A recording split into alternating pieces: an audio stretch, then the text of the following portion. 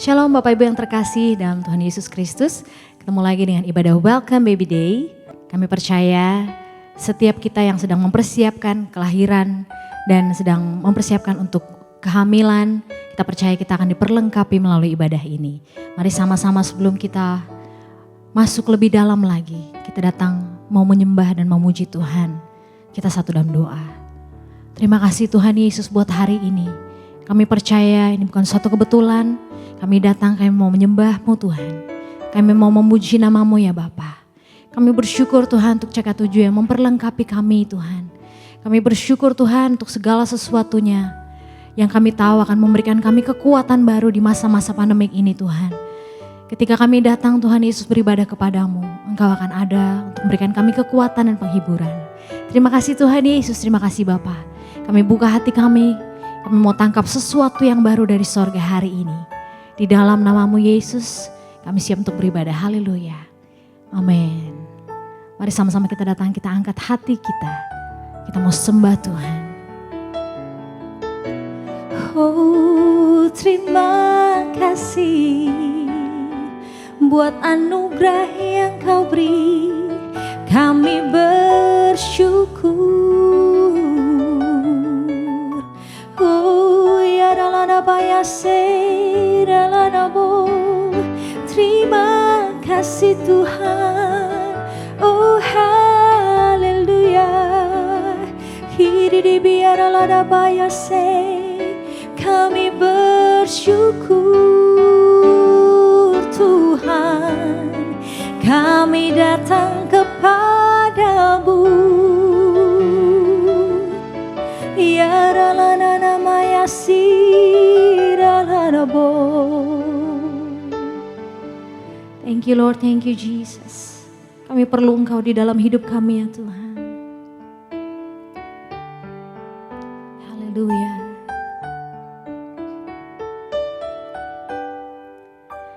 Kala ku cari damai, hanya ku dapat dalam Yesus.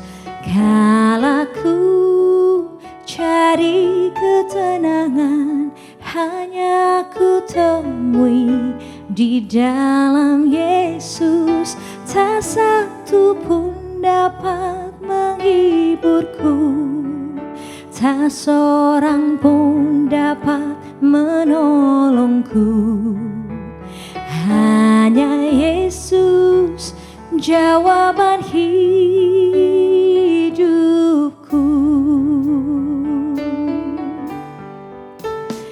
Kala ku cari damai, hanya ku dapat dalam Yesus.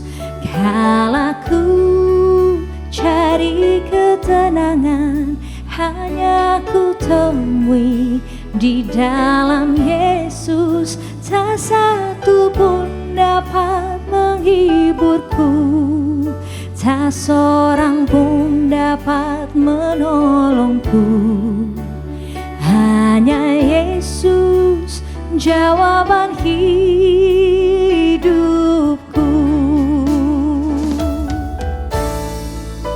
Bersama Dia hatiku damai, walau dalam lembah kekelaman. Bersama Dia hatiku tenang, walau hidup penuh tantangan.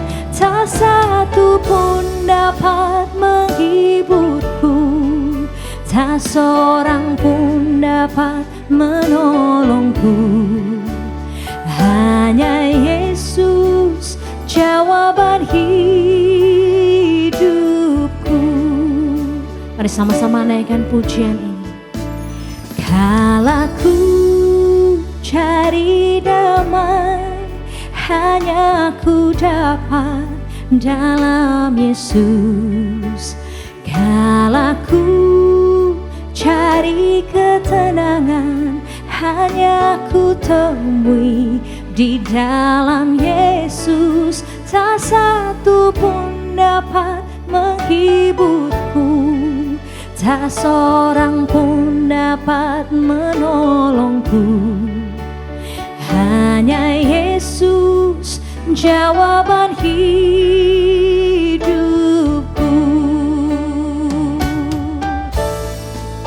Bersama Dia hatiku damai, walau dalam lembah kekelaman.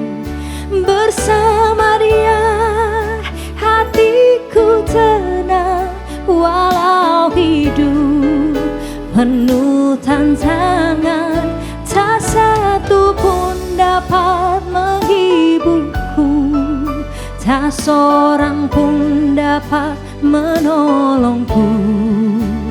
Hanya Yesus jawaban hidupku.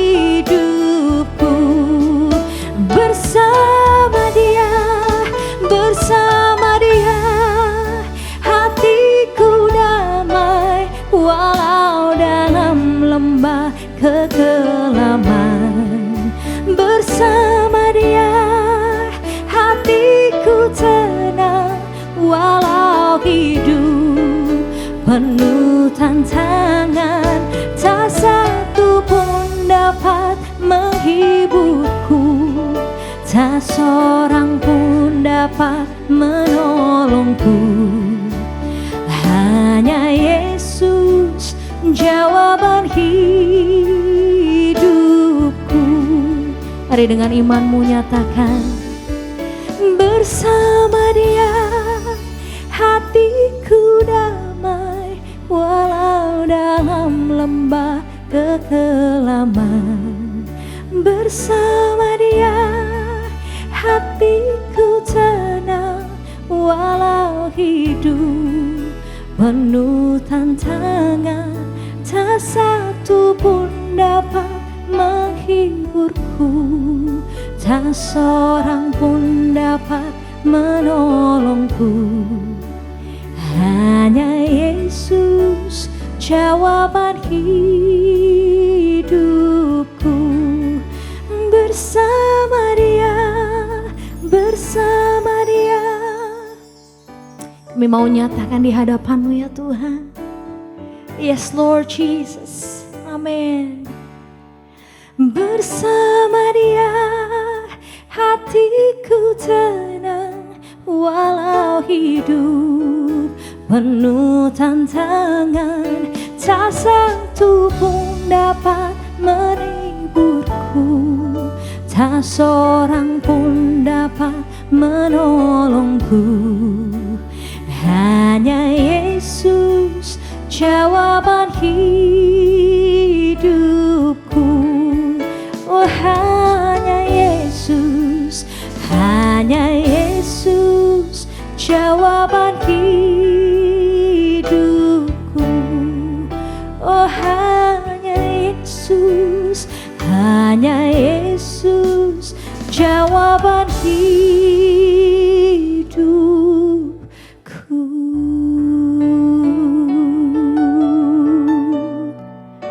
Oh hanya Yesus, Engkaulah jawaban hidupku. Ya ralada bayasi, kira namanya so. Ya ralada bayase, ralada bayase. Ya ralala bayasi. Mari engkau yang di rumah-rumah angkat suaramu, sama-sama sembah Tuhan. Oh Kaulah segalanya di dalam hidup kami Tuhan. Ya ralada bayasi. Oh haleluya. Kiri biar la namanya say, we worship you. Kami menyembah-Mu Tuhan. Haleluya. Kiri biar la namanya si. Ya la namanya so. Oh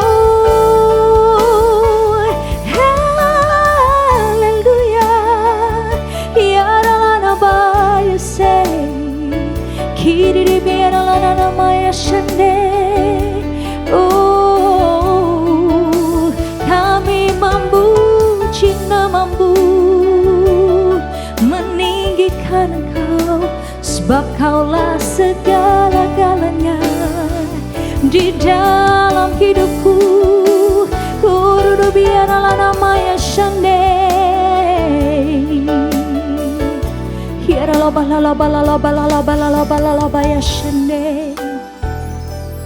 Engkaulah segala-galanya dalam hidup kami ya Tuhan Yesus. Kami mau nyatakan Tuhan, apapun musim hidup kami Tuhan, selamanya kami mau tetap menyembah-Mu Yesus. Selamanya kami mau tetap ada di dalam hadirat-Mu ya Tuhan. Thank you Jesus. Tuhan, Kaulah segalanya,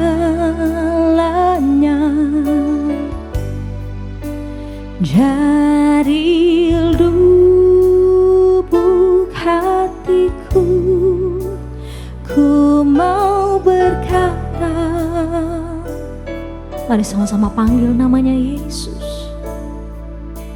Yesus, Kaulah segalanya, tiada yang dapat melebihi Engkau. Selamanya, selamanya ku puji, ku sembah Yesus. Selamanya ku sanjung nama-Mu. Selamanya tekadku senangkan Engkau. Selamanya Kaulah segalanya. Thank you Jesus. Tuhan, Kaulah segalanya, dari lubuk hatiku ku mau berkata, Yesus, Yesus, amen. Kaulah segalanya,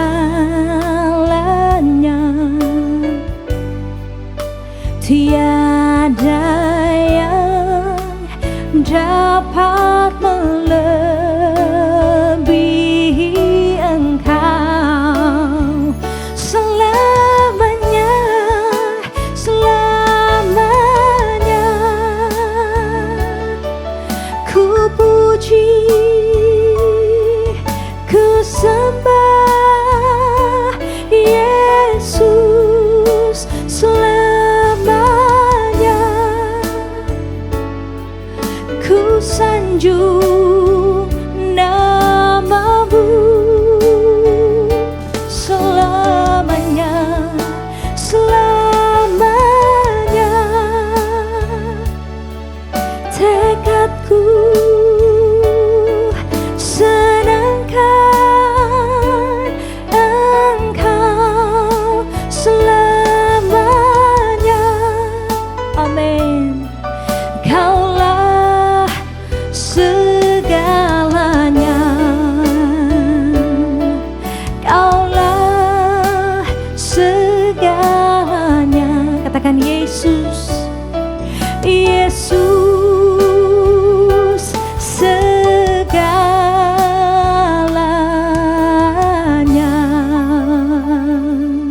Oh ya rala bayasi, haleluya. Jadi biarlah balala bayasi. Oh ya rala namanya se rala nabo. Ya rala dada bayasande adalah nama Yesus.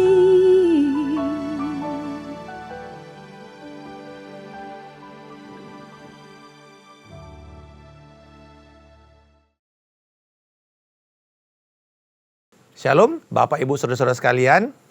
Welcome Baby Day Service. Hari ini kita akan belajar tentang kebenaran firman Tuhan yang sudah kita dapatkan, yaitu mengenai pilih kasih. Mari kita berdoa lebih dahulu. Bapa, di dalam nama Tuhan Yesus Kristus, kami mengucap syukur untuk setiap kami orang tua yang mungkin sedang menunggu kelahiran daripada buah hati kami. Kami berdoa agar kebenaran firman ini menuntun kami kepada Kristus yang menjadi pusat bagaimana kami bisa mendidik anak-anak kami untuk menjadi anak-anak yang siap sebagai anak panah di tangan pahlawan. Terima kasih Tuhan, di dalam nama Tuhan Yesus Kristus kami berdoa dan mengucap syukur. Amin. Bapak, Ibu, Saudara-saudara sekalian, coba perhatikan gambar ini. Apa perbedaannya? Oke. Nah, sebenarnya kalau kita lihat yang satu itu, ini dua-duanya sama, suami istri punya satu anak.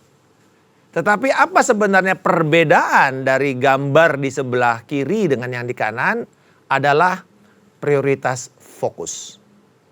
Kalau kita lihat yang satu, kedua-duanya fokus kepada anaknya. Sementara yang satu, si suami fokus kepada istrinya, bukan kepada anaknya. Karena ini nanti menjadi sebuah isu yang begitu krusial, terutama bagi saudara-saudara yang baru saja akan punya anak atau bayi atau anaknya cuma tunggal seperti saya anaknya tunggal. Jadi saya mengerti sekali bagaimana ini sebuah tantangan besar. Tetapi juga kita akan menghadapi situasi yang sekarang ini yang kita sebut sebagai parenting favoritism, atau biasa kita kenal sebagai istilahnya pilih kasih. Dimana kalau kita punya beberapa anak, maka kecenderung kita ada istilahnya anak emas, atau ini satu anak papa, ini satu anak mama.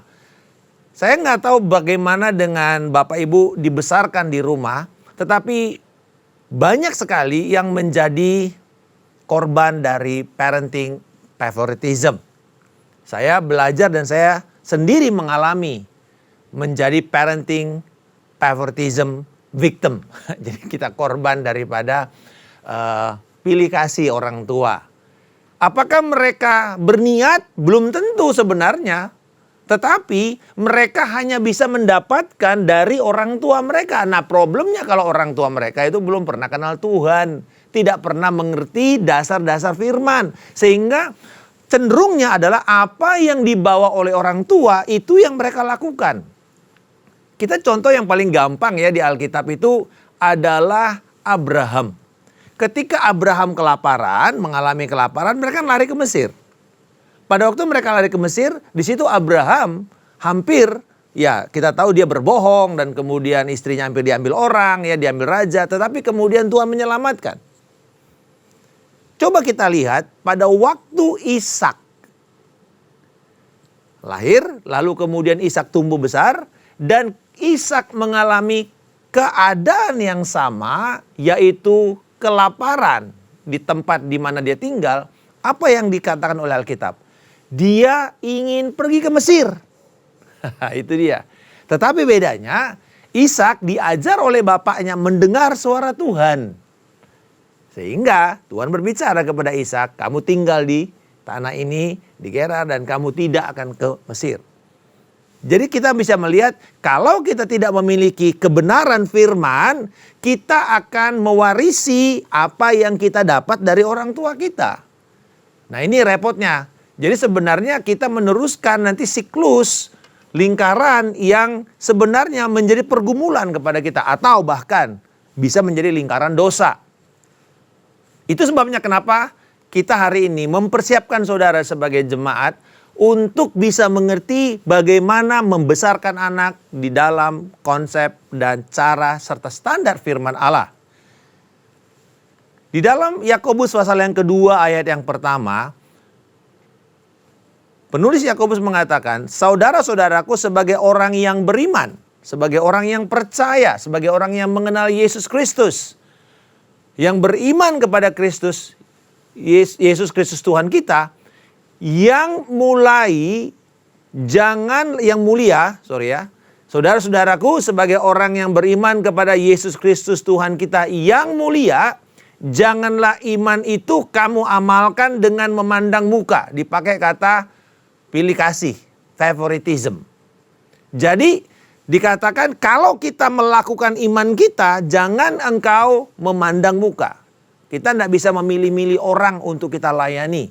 Ini dalam konteks sebagai orang dewasa. Tetapi juga peringatan ini juga kita harus terima sebagai peringatan kepada orang tua. Kita akan melihat dua isu yang besar. Yang pertama, isu mengenai favoritism. Yang kedua nanti isu mengenai membesarkan anak yang fokusnya kepada anak itu sendiri. Dari child-centered parenting. Jadi yang pertama, isunya adalah pilih kasih orang tua atau child parenting favoritism. Dikatakan contoh di Alkitab adalah dalam Kejadian pasal yang ke-25, ayatnya yang ke-27 sampai 29. Lalu bertambah besarlah kedua anak itu, Esau menjadi seorang yang pandai berburu, seorang yang suka tinggal di padang. Tetapi Yakub adalah orang yang tenang, yang suka tinggal di kemah. Ishak sayang kepada Esau sebab ia suka makan daging buruan, tetapi Ribka kasih kepada Yakub. Kita tahu bahwa mereka ini memiliki anak kembar, Esau dan Yakub. Dan satu itu tumbuh sebagai anak yang outdoor, yang suka main di luar, yang suka challenge, yang mungkin adrenalinnya sangat besar. Yang satu lagi itu orang yang kalem, anak rumahan, mungkin takut kalau kena sinar matahari, nggak suka panas-panasan. Yang satu anak papa, yang satu anak mama. Ini bahaya. Dan di sini jelas sekali Alkitab jujur untuk mengatakan ada problem karena orang tuanya yang melakukan. Anak bukan salahnya. Itu adalah salah orang tua. Itu sebabnya kita katakan parenting favoritism. Orang tuanya yang memilih. Dan kita tahu persoalan ini bahwa akhirnya nanti Yakub melakukan hal yang sama kepada siapa? Istrinya. Dia memilih kasih kepada antara Rahel dengan Lea. Nah saudara-saudara, ini yang kita lihat bahwa adanya pilih kasih itu dimulai dari sifat keberdosaan kita. Karena kita suka kepada apa yang kita mau. Bukan apa yang Tuhan mau kepada anak kita. Dan kita tahu akhirnya persoalan ini menimbulkan sebuah permusuhan. Bukan cuman sampai kepada level antara Esau dengan Yakub, tetapi kita tahu bahwa keturunan mereka pun akan punya persoalan berikut-berikutnya. Suku yang dilahirkan oleh Esau kemudian menjadi musuh bebuyutan daripada suku yang dilahirkan dari keturunan Yakub. Jadi kita lihat di sini betapa berbahayanya pilih kasih itu. Terutama kalau kita sedang mempersiapkan anak kedua atau anak ketiga, maka kita mesti hati-hati. Orang tua harus mempersiapkan anak yang sudah cukup besar untuk mempersiapkan hati mereka menanti kedatangan adik mereka. Seringkali kadang-kadang yang satu anak sulung itu biasanya dikerasin ya, diberikan begitu banyak tanggung jawab karena dia ini dibilang kamu kan kakak, kamu koko, kamu harus bisa jadi contoh. Ya betul. Dan sebenarnya juga secara alkitabiah anak sulung itu mereka punya responsibility spirit atau roh semangat bertanggung jawab yang memang udah inherent mereka sebagai anak sulung dari Tuhan. Tetapi nanti ketika dia udah bangun lalu kemudian adik keduanya datang, oke, dia suruh ngomongin biasanya kan, dia suruh bantu mamanya. Tetapi ketika anak ketiga, ini jadi prince atau jadi princess di rumah. Semuanya lewat karena anak yang bungsu ini menjadi fokus. Ini sebenarnya tanpa sadar orang tua bisa terjebak membuat favoritism. Akhirnya anak sulung itu menjadi kepahitan. Banyak sekali anak-anak sulung punya persoalan karena mereka ini di satu sisi ada tanggung jawab yang memang itu baik. Tetapi akhirnya mereka juga tidak pernah dihargai. Yang menjadi fokus selalu adalah yang paling bungsu atau misalnya anak yang sudah lama sekali ditunggu. Wah, biasanya ini menjadi fokus. Berbahaya. Jadi mari kita sebagai orang tua, kita tidak bisa memperlakukan mereka seperti negara komunis ya, sama rata sama rasa. Ini ada orang tua yang begini. Jadi dia anaknya banyak dan semuanya makan ayam, semua makan ayam, paha semua. Nggak boleh ada sayap, nggak boleh ada pilihan, nggak boleh ada. Nanti anaknya itu baru minta, bermohon kepada orang tuanya minta sayap. Itu umur 12 tahun. Baru bapaknya sadar, anaknya itu selama 11 tahun tersiksa makan paha ayam. Dia pikir semua orang pasti senang paha ayam. Ini persoalan.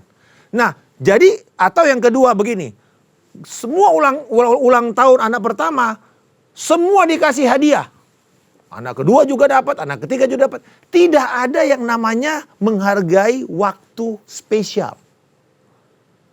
Ini juga menjadi salah satu cara favoritism. Bahwa semuanya ya sama rasa lah, sama rata. Kasih semua atau tidak sama sekali. Nggak bisa. Ketika seseorang mendapatkan, misalnya dia ulang tahun, biarkan dia menjadi orang yang spesial. Yang lainnya harus menyertai, harus menikmati. Dan juga sebaliknya yang sama nanti. Jadi pilih kasih itu harus dimulai dari kita yang menyadari bahwa anak ini masing-masing punya keunikan. Alkitab berkata kita ini orang yang unik di mata Allah. Ya, a peculiar people di 1 Petrus pasal yang kedua ayat 9. Bangsa yang terpilih, imamat raja di bangsa yang kudus, umat kepunyaan Allah. Kata peculiar di situ artinya khusus, khas. Nggak ada yang seperti anak ini. Sekalipun mohon maaf, ada yang misalnya miscarriage gitu ya, orang yang anaknya udah mau nanti meninggal. Anak ini nggak bisa diganti di dalam urutan keluarga. Kita nggak bisa bilang, oh kita loncat aja dia udah nggak ada. Nggak bisa. Tetap dia tahu bahwa kamu ada kakak kamu tapi sudah meninggal di kandungan misalnya. Kita mesti sadar itu. Jadi saudara-saudara, pertama kita mesti tahu adanya bahaya pilih kasih dan dimulai dari kita orang tua. Jadi kita mesti dua-duanya sebenarnya harusnya berkontribusi untuk membentuk pribadi anak itu. Saya cenderung orang yang outdoor. Istri saya orang yang indoor seperti Ribka. Jadi ketika anak saya didik, dia perempuan satu-satunya, tunggal. Nah maka apa yang saya lakukan? Saya membawa dia untuk hal-hal yang outdoor. Misalnya berenang, naik sepeda. Hal-hal yang outdoor saya menemani. Tetapi kemudian ketika masuk ke dapur, masak. Atau dia mulai bagaimana make up, dia harus belajar dari mamanya. Jadi di sini dua-duanya memberikan kontribusi. Jadi bukan saya mau ini, anak saya ini, ya ini anak saya. Berbahaya sekali kalau kita sampai mengatakan kamu anak papa atau kamu anak mama. Itu sangat menyakitkan hati anak. Emang saya anak siapa? Kalau enggak, kalau dua-duanya enggak, oh kamu anak tetangga. Lebih repot lagi saudara. Saya pernah mengalami itu dan itu sangat menyakitkan hati saya. Sampai bapak saya bijak sekali. Karena kita tuh bertiga, laki-laki semua ya. Dan ke gereja bareng-bareng gitu. Usianya nggak terlalu jauh beda. Lalu kemudian ada orang lihat karena saya ini agak gelap sendiri. Kakak-kakak saya lebih terang kulitnya. Lalu tetangga bilang begini. Ah ini bukan anaknya Pak Pendeta ini. Ini anak tetangga. Saya pulang saya nangis. Saya bilang sama papa saya. Papa emang saya bukan anaknya papa ya? Papa saya dengan bijak bilang begini. Coba kamu berdiri sama papa ya. Lihat di kaca. Mana yang paling mirip dibanding kakak-kakak kamu? Saya bilang, iya saya. Kamu yang paling mirip papa. Sejak itu, saya tuh di-image dengan bapak saya. Saya ini anak papa saya, mukanya mirip banget. Saudara-saudara, bukankah itu yang Alkitab katakan bahwa kita ini adalah gambar dan rupa Allah? Jadi apa yang kita mesti selaraskan, kita mesti selaraskan dengan rupa Allah sendiri. Peta dan teladan Allah. Kita bangun anak kita menyerupai Allah. Dengan firman dan juga dengan pengurapan dari Roh Kudus waktu kita membimbing mereka di dalam penyembahan. Nah yang kedua, ini yang lebih penting sebenarnya kepada anak-anak yang baru lahir, yaitu child-centered parenting. Ini adalah problem abad era modern sekarang ini. Di mana anak itu menjadi fokus. Dan ini biasanya yaitu fokus kepada kebahagiaan anak. Bukan kepada pengudusannya. Jadi anak itu jadi pusat. Apa saja yang anak itu mau, silakan. Apalagi kalau anaknya lama sekali dinanti. Saya menantikan anak saya hampir 6 tahun. Ada kecenderungan nggak untuk kita membolehkan apa saja? Ya. Tetapi justru kita harus berpikir yang penting bukan kebahagiaan anak ini, tapi pengudusannya. Karena kalau dia hidup dengan pengudusan, hidup dengan takut akan Tuhan, dia akan menikmati kebahagiaan dengan Tuhan. Tetapi kalau kita hidup hanya fokus kepada kebahagiaannya, ketika nanti di dalam dunia nyata dia tidak melihat apa yang dia lakukan dan dia alami di rumah, dia menjadi kecewa, dia menjadi pahit, dia menjadi marah. Itu sebabnya anak yang dispoil istilahnya ya, yang dimanja, apa saja yang dia minta dapat, berbahaya itu. Kan ada 2 bandul, yang satu bandul otoritarian, melarang semua hal-hal yang keluar dari anak ini kecuali memastikan yang baik yang muncul, yang jahat diopres, itu otoritarian.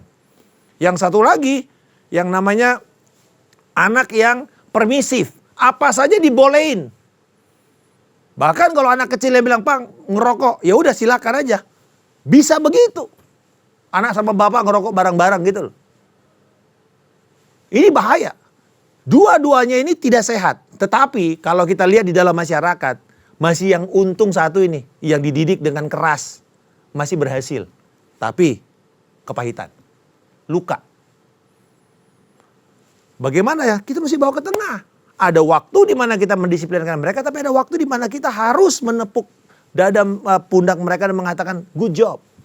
Tapi enggak semua. Semuanya ada satu orang tua nih ya, tiap kali makan, good job. Satu kali makan, good job. Saya bilang, berapa kali kamu mau suapin dia lalu good job terus? Ada waktu di mana ini adalah waktu di mana dia didisiplinkan. Udah, lakukan. Jadi nggak semuanya kayak kita kasih makan ikan cucut gitu ya, kalau itu untuk kita show gitu, dikasih setiap kali ada show bagus dilempar ikannya gitu. Nggak bisa semua seperti itu. Kita mengerti bagaimana bukan kepada kebahagiaan tapi kepada pengudusan anak. Yang kedua adalah kehadiran anak itu bisa mengubah prioritas di dalam pernikahan. Ini yang saya katakan tadi. Ketika anak itu lama sekali ditunggu, lalu kemudian orang tua atau mungkin anak yang baru lah. Nanti saudara yang mungkin sekarang lagi hamil anak pertama. Ingat ini, perhatikan baik-baik. Suami-suami, dengar baik. Tuhan mempersatukan engkau dengan istrimu, bukan dengan anakmu. Ibu-ibu, engkau tidak dipersatukan pertama dengan anakmu, tapi dengan suamimu. Jadi prioritas kita tidak boleh berubah. Hubungan kita dengan Allah pertama. Setiap suami dan istri harus punya hubungan pribadi dengan Tuhan. Berdoa, penyembahan, membaca firman, mengerti akan kebenaran, mentaati firman. Itu hubungan pribadimu dengan Tuhan. Lalu yang kemudian pasanganmu, itu prioritasmu yang kedua. Baru ketika Tuhan tambahkan anak, anakmu yang ketiga. Kemudian pekerjaan, usaha, dan tanggung jawab yang berikutnya. Masih banyak lagi prioritas yang lain. Tetapi 3 yang pertama ini tidak boleh terbalik. Tidak boleh terbalik. Mari kita lihat satu contoh yang menarik sekali, yaitu Hana. Pada waktu Hana ini menunggu kelahiran Samuel, dia udah begitu lama sampai mengalami kesulitan, dibully oleh istri mudanya dan seterusnya, madunya. Tetapi di sini kemudian Elkana suaminya itu begitu bijak, ya. Singkat cerita kita tahu bahwa Tuhan mengabulkan doa Hana dan dia mendapatkan Samuel. Tetapi kemudian jadi biasanya setiap tahun mereka nyembah Tuhan, pergi ke Silo lalu membawa korban. Tetapi dikatakan pada waktu Hana memiliki anak, Elkana laki-laki itu artinya suaminya pergi dengan seisi rumahnya. Ini anak yang dari istri mudanya, Penina, mempersembahkan korban sembelihan tahunan. Jadi setiap tahun mereka membawa korban dan korban nasar kepada Tuhan. Tetapi Hana tidak ikut pergi. Sebab katanya kepada suaminya, nanti apabila anak itu cerai susu, aku akan mengantarkan dia, maka ia akan menghadap ke hadirat Tuhan dan tinggal di sana seumur hidupnya. Ini luar biasa. Hana tahu bahwa anak ini adalah upah. Dia nggak bisa merasakan bahwa ini milik saya, ini properti saya. Pada waktu dia udah janji sama Tuhan sebagai Nazar, dia bilang, izinkan saya mempersiapkan anak ini untuk kemudian nantinya dia dibawa dan menjadi milik Tuhan sepenuhnya. Jadi sebenarnya hati Hana tidak terikat kepada anak ini. Fokusnya bukan kepada anak ini. Tetapi bukan berarti dia tidak bertanggung jawab. Justru karena mengerti fokusnya adalah Allah, tanggung jawabnya dia perlihatkan kepada anak ini. Dengan diasuh langsung. Cerai susu itu nggak gampang. Ya, mungkin berapa? 3 bulan, 6 bulan. Kalau kita ASI mungkin 1 tahun. Dididik, dan itu kan nggak enak buat dia. Dia mesti berkorban, nggak ikut satu pelayanan praktis. Tetapi dia tetap bersandar kepada Tuhan. Hubungannya dengan Tuhan tidak terganggu. Dan dia mendapatkan izin daripada suaminya. Coba kita lanjut di ayat yang berikutnya. Kemudian Elkana suaminya itu berkata kepadanya, perbuatlah apa yang kau pandang baik. Tinggallah sampai engkau menyapih dia. Hanya Tuhan kiranya menepati janji-janjinya. Saudara lihat, akhirnya fokus mereka kembali kepada Tuhan, bukan kepada anak ini. Mereka tahu anak ini akan dilepaskan. Jadi tinggallah perempuan itu dan menyusui anaknya sampai disapihnya. Dan kemudian kita tahu, adapun Samuel menjadi pelayan di hadapan Tuhan, ia masih anak-anak yang tubuhnya berlilitkan baju efod dari kain lenan. Lucu ya, mungkin 2 tahun, 3 tahun dia udah jalan-jalan begitu pakai baju efod. Lucu. Tetapi saudara perhatikan ayat 19. Setiap tahun ibunya membuatkan dia jubah kecil dan membawa jubah itu kepadanya apabila ia bersama-sama suaminya pergi mempersembahkan korban sembelihan tahunan. Saudara lihat, tetap hati ibunya tetap kepada Samuel. Dia memperhatikan kebutuhan anak ini. Tetapi dia menyerahkan semua anak ini kepada Tuhan. Dengar baik. Ini bahaya ya. Jangan saudara mengatakan Tuhan yang jadi suster anak saya. Bukan. Saudara dipertanggungjawabkan oleh Tuhan untuk membesarkan anak saudara. Mendidik dia. Tapi Tuhan akan menjaga dan memelihara anak ini. Nah, mari kita lihat bagaimana kalau gitu kita mesti menyelesaikannya. Ready to launch. Bagaimana kita mempersiapkan anak kita sebagai anak panah. Firman Tuhan berkata dalam Mazmur 127 ayat 3 dan 4. Sesungguhnya anak-anak laki-laki adalah milik pusaka daripada Tuhan dan buah kandungan adalah suatu upah.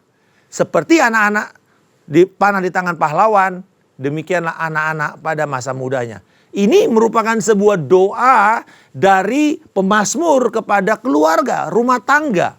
Dimulai dari Tuhan adalah pembangun, Tuhan adalah pemelihara, tapi juga dikatakan Tuhan adalah Allah yang akan bertanggung jawab untuk membuat kita orang tua mendidik anak-anak kita. Dikatakan seperti anak panah di tangan pahlawan. Pada masa itu tidak ada seorang pahlawan perang yang beli anak panah di toko. Nggak ada. Seperti kalau kita sekarang mau archery gitu ya, panahan gitu kita beli di toko sport gitu. Anak panah. Biasanya apa mereka lakukan? Mereka akan pergi ke hutan dan mencari batang-batang pohon. Dan dari matanya dia sudah bisa lihat ini anak panah bagus. Ini menjadi bagus anak panah. Lalu dia ambil dan dia asah. Dan kemudian dia bentuk. Lalu ditaruh ujungnya itu yang apakah beracun atau apa. Dan kemudian balasnya. Sehingga anak panah ini kemudian dimasukkan ke dalam quivernya atau tabungnya itu. Dan siap satu kali untuk dilesatkan. Anak panah tujuannya tidak tinggal di tabung. Anak panah tidak bertujuan untuk cuman dibawa di tangan daripada si pahlawan. Anak panah tujuannya adalah ditaruh di dalam busur, ditarik dan kemudian dilesatkan sampai menjadi on target. Anak-anak kita harus dibangun dengan cara itu. Kita harus tahu anak ini satu hari nanti akan dilepaskan kepada masyarakat, ke dunia luar, dunia nyata. Lalu kemudian mereka akan menghadapi semua persoalan. Tetapi mereka sudah mendapatkan persiapan. Ketajaman, keahlian, roh yang takut akan Tuhan, pengajaran, kasih, penerimaan, karakter itu semua dibentuk dari rumah. Dan kemudian dilesatkan sampai mencapai targetnya. Kita membangun anak-anak ini untuk punya hubungan dengan Tuhan. Mengerti takut akan Tuhan. Mengerti berjalan dengan Tuhan. Dan kemudian kita tahu bahwa prioritasnya utama adalah Tuhan sendiri. Nah, bagaimana praktisnya kepada saudara-saudara yang baru memiliki anak bayi di bawah 5 tahun? Bagaimana cara kita melakukan seperti ini? Yang pertama, membangun keteraturan sejak dini. Seperti Allah menciptakan langit dan bumi dan semuanya dalam Kejadian 1, itu semuanya teratur. Maka anak itu sejak dini harus belajar keteraturan. Coba kita perhatikan ini, urutan ini. Ini ada keteraturan. Nggak mungkin yang atas ini ditaruh di bawah. Kita tahu ada fondasinya. Ini keteraturan. Ini permainan yang mengajarkan anak bagaimana menjadi teratur. Sama. Segala sesuatu kita mengatakan ada waktunya. Jadi apa yang ada waktunya? Tidur ada waktunya. Makan ada waktunya. Bermain ada waktunya. Saya ingat waktu anak saya lahir, the moment dia masuk ke rumah, saya belajar per 3 jam dia kasih susu. 3 jam dibangunin. Kasih minum. Setengah jam, 45 menit. Kemudian dia nanti bisa main. Lalu dia tidur, bangun lagi. Terus begitu kan. 6 bulan pertama rasanya nggak ada yang lain kecuali makan tidur aja. Tapi kita belajar untuk membuat dia benar-benar tahu bagaimana waktu-waktu. Jangan jadi waktu tidur dia harus main. Jadi orang tuanya yang keleleran gitu. Nggak bisa. Kita mesti tahu segala sesuatu ada waktunya. Ini yang pertama kita mesti bangun. Supaya anak itu tidak fokus kepada dirinya. Tapi fokus kepada orang tuanya, kepada Tuhan. Jadi kita mesti didik anak-anak ini untuk dia fokusnya kepada keteraturan, kepada disiplin pembentukan.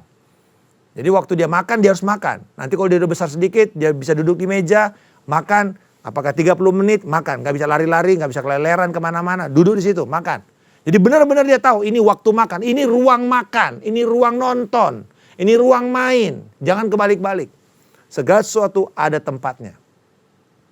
Yang kedua, nah ini menarik. Waktu sofa, 15 menit waktu di sofa. Ini adalah pelajaran yang paling penting untuk supaya kita tidak pilih kasih kepada pasangan kita dan kemudian lebih mengandalkan fokus kita kepada anak kita.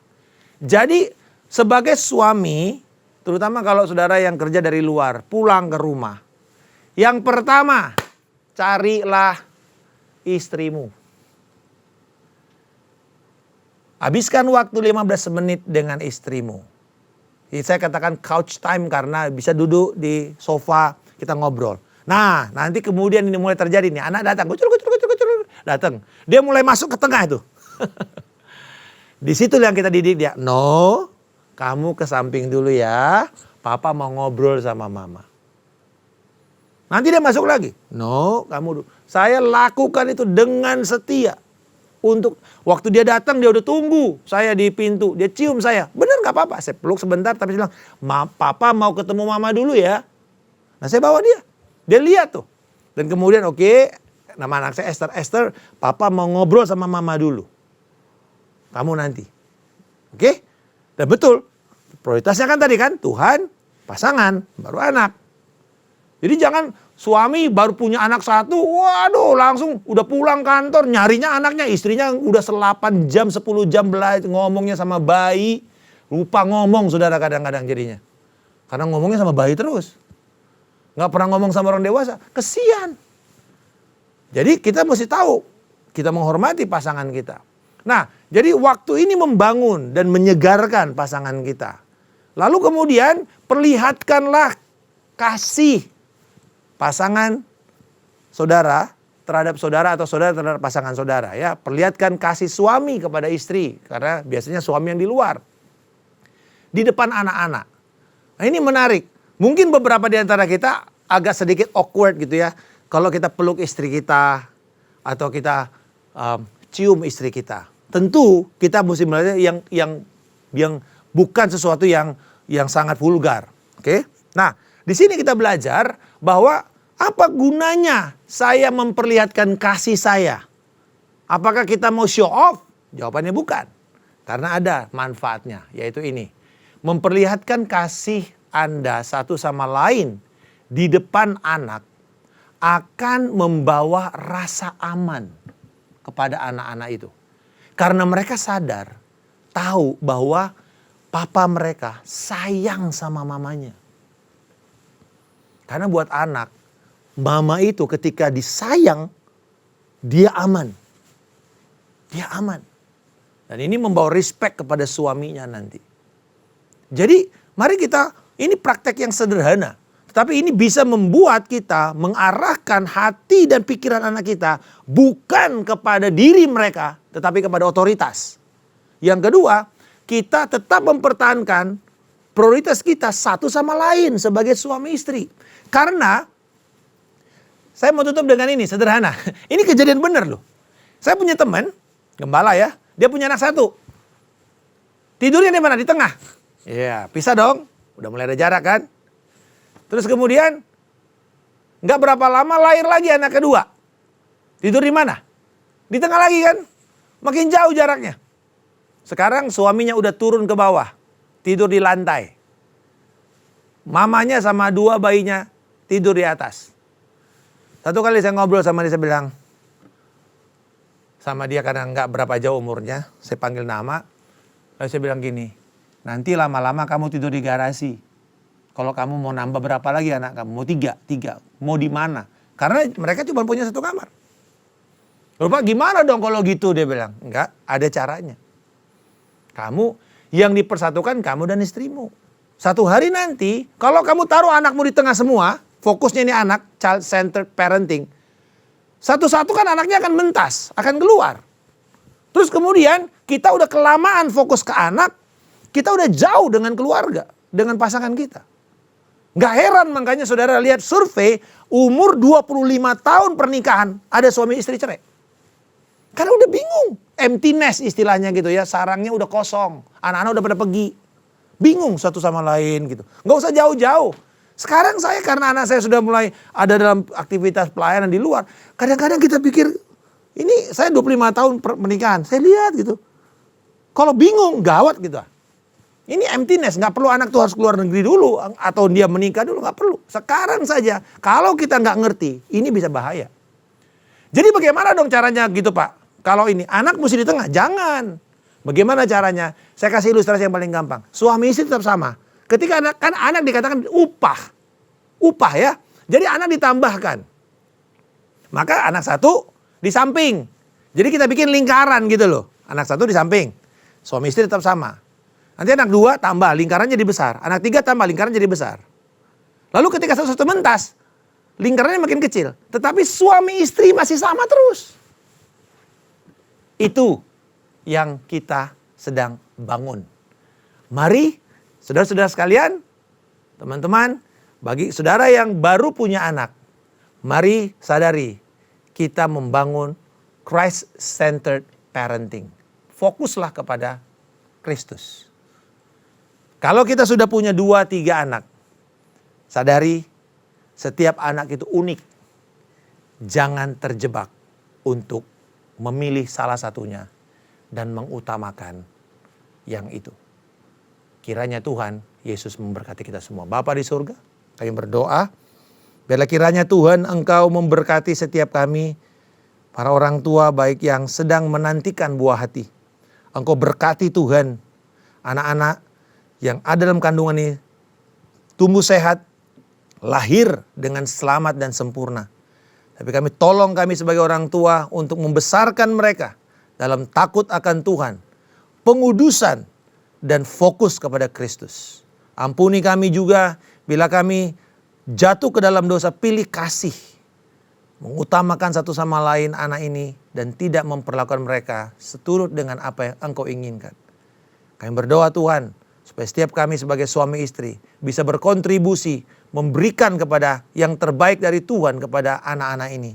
Dari masing-masing keunikan kami sebagai suami maupun istri. Di dalam nama Tuhan Yesus Kristus kami berdoa dan mengucap syukur. Haleluya. Amin. Tuhan memberkati. Selamat beribadah.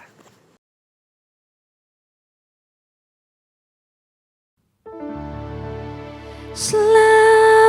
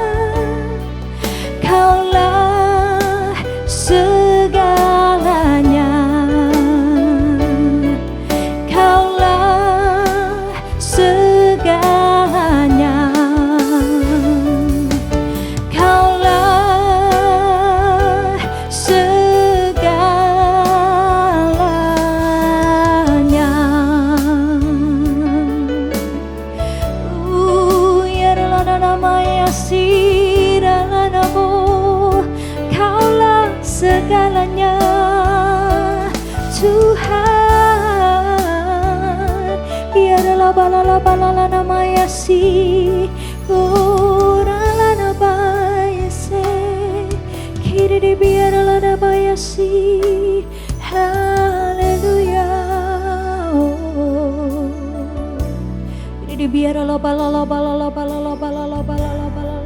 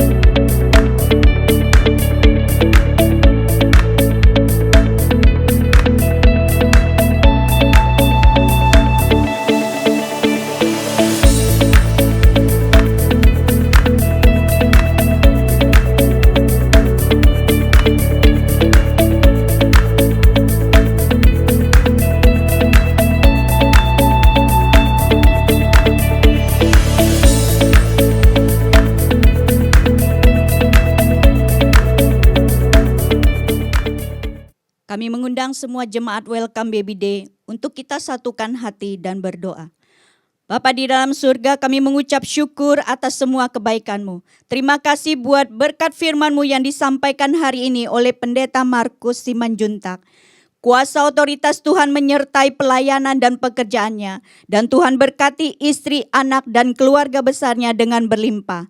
Saat ini kami berdoa untuk para bapak-bapak yang di rumah. Tuhan, Engkau memberkati pekerjaan, usaha, dan apa yang mereka kerjakan Tuhan buat berhasil. Urapan nabi, imam, dan raja Tuhan curahkan. Diberi kemampuan untuk mendidik dan membawa keluarganya menjadi keluarga yang takut akan Tuhan serta hidup kudus. Kami berdoa untuk para ibu-ibu di rumah. Diberkatilah para istri-istri menjadi tiang doa yang kokoh dan diberi hikmat dalam tugasnya menjadi seorang istri atau ibu bagi anak-anaknya. Diberkatilah kehamilannya, diberi tubuh yang selalu sehat dan kuat. Selama masa kehamilan Tuhan jaga dan pelihara dan dijauhkan dari virus COVID-19. Proses kelahiran Tuhan campur tangan, dibuat lancar dan dijauhkan dari segala halangan. Saya mengajak para bapak-bapak dan ibu-ibu yang di rumah, mari kita sama-sama berdoa buat janin yang ada dalam kandungan atau buat anak-anak kita. Tuhan memberkati setiap janin yang ada dalam kandungan berkembang dengan sempurna, sehat dan kuat. Lahir menjadi anak yang takut akan Tuhan, cinta orang tua dan sesama. Anak-anak tumbuh sehat dan diberkati Tuhan dengan urapan Daniel 10 kali lebih unggul dan cerdas daripada orang dunia. Kami berdoa juga buat Gembala sidang kami Pak Niko dan Gembala CK7 terkasih Pak Dr. Yanto. Diberi kesehatan dan kekuatan senantiasa, serta pewahyuan yang selalu baru setiap hari. Hikmat Tuhan menuntun Pak Niko dan Pak Dokter dalam pengembalaannya untuk membawa jemaat hidup berkenan kepada Tuhan. Kuasa Tuhan menyertai kedua hambanya. Kami berdoa semua keluarga jemaat Welcome Baby Day diberkati dan dilindungi oleh Tuhan. Ini saatnya kita siapkan hati untuk menerima berkat Tuhan melalui hambanya. Jemaat Welcome Baby Day yang dikasihi Tuhan, mari siapkan hati kita untuk menerima berkat. Terimalah berkat yang berlimpah-limpah dari Allah Bapa, kasih karunia dari Anak yang tunggal Yesus Kristus, dan penyertaan yang manis dari Roh Kudus, menyertai kita mulai saat ini, sampai Maranatha, bahkan untuk selama-lamanya. Haleluya, amin.